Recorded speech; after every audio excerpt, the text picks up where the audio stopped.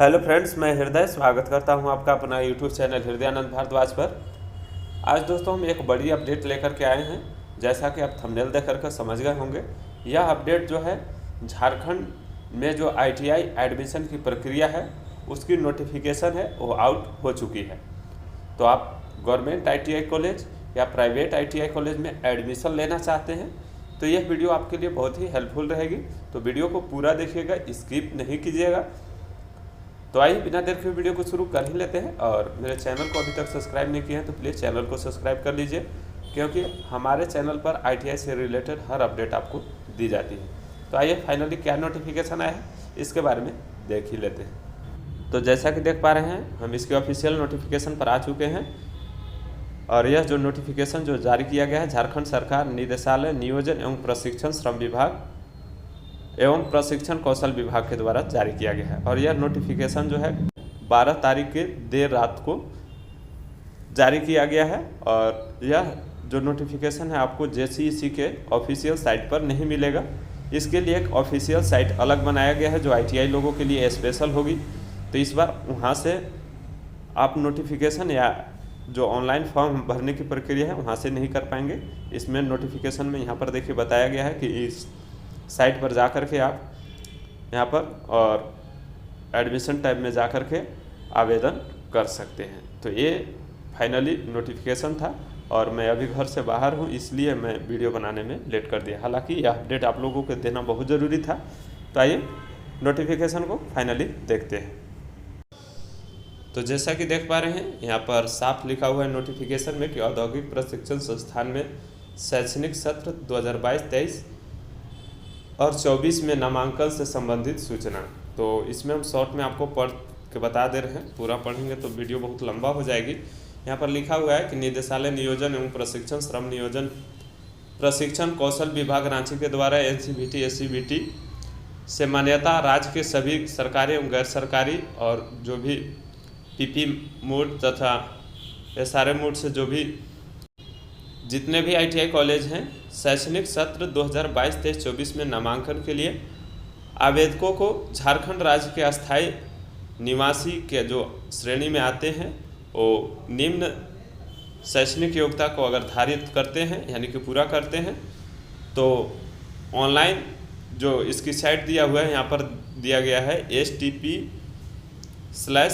jharkhand.gov.in का admission tab में जा कर के आवेदन आमंत्रित किए जाते हैं। तो ये आपका नोटिफिकेशन है। जब पीडीएफ को स्क्रॉल करते हुए नीचे बढ़िएगा तो यहाँ पर देखिएगा न्यूनतम शैक्षणिक योग्यता, यानी कि आपको कौन से ट्रेड के लिए कितना क्वालिफिकेशन रखा गया है ये सारी बताई गई है।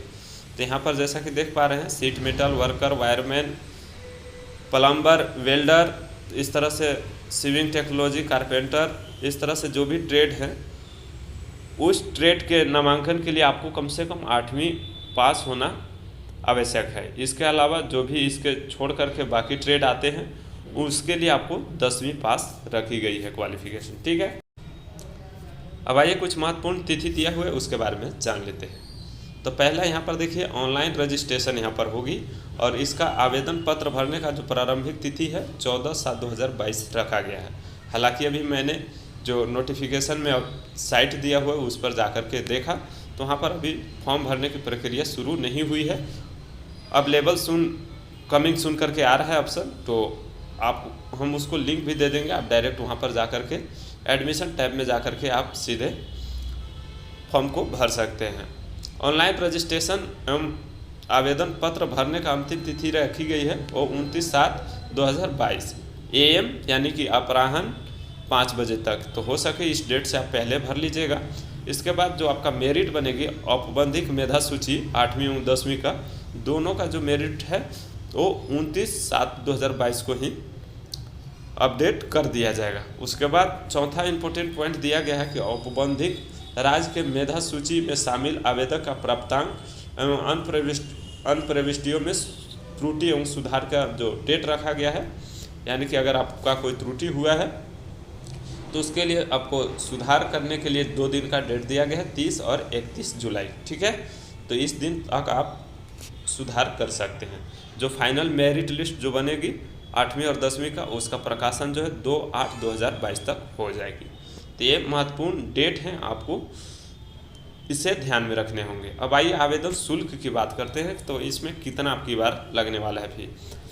तो यहाँ पर जैसा कि देख पा रहे हैं, जनरल यानी कि सामान्य, आर्थिक रूप से कमजोर वर्ग, EWS, पिछड़ी जाति, BC1 BC2, ठीक है, उनके लिए जो आवेदन फ़ी रखा गया 300 रुपया रखा गया है। इसके अलावा SC ST के लिए तथा सभी वर्ग के महिलाओं के लिए 150 रुपया रखा गया है। दिव्यांगों के लिए कोई आवेदन शुल्क नहीं रखा गया है।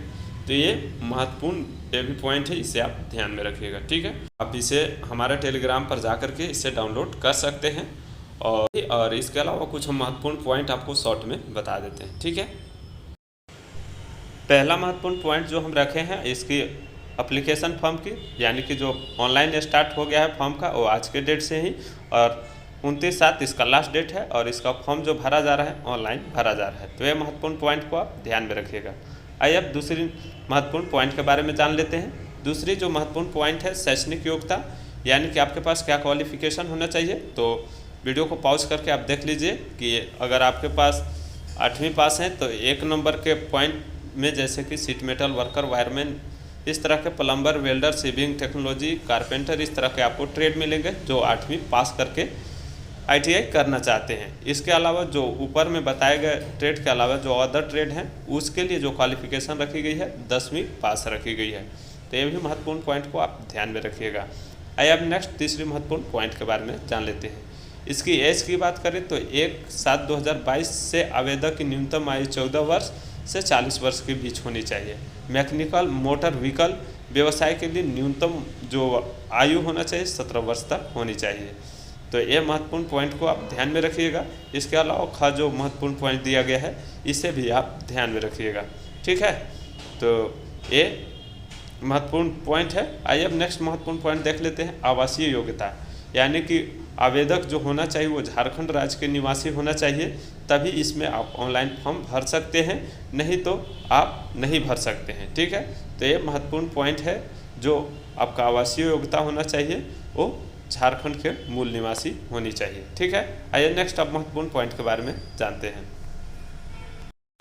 नेक्स्ट जो महत्वपूर्ण पॉइंट है जो परीक्षा शुल्क से संबंधित है, और परीक्षा शुल्क की बात करें जनरल, EWS, BC1 BC2 के लिए 300 रुपया रखा गया है, जबकि अनुसूचित जाति ST SC के लिए जो है और सभी वर्ग के महिलाओं के लिए जो है 150 रुपया रखा गया है। इसके अलावा दिव्यांगों के लिए कोई एप्लीकेशन फी नहीं है। तो ये महत्वपूर्ण पॉइंट थी। अगर इसके अलावा कोई डाउट होता है तो कमेंट बॉक्स में लिखें, मैं आपका रिप्लाई करने का प्रयास करूंगा। तो मिलते हैं फिर नेक्स्ट वीडियो में नई जानकारी के साथ, तब तक के लिए अपना ख्याल रखिएगा। जय हिंद।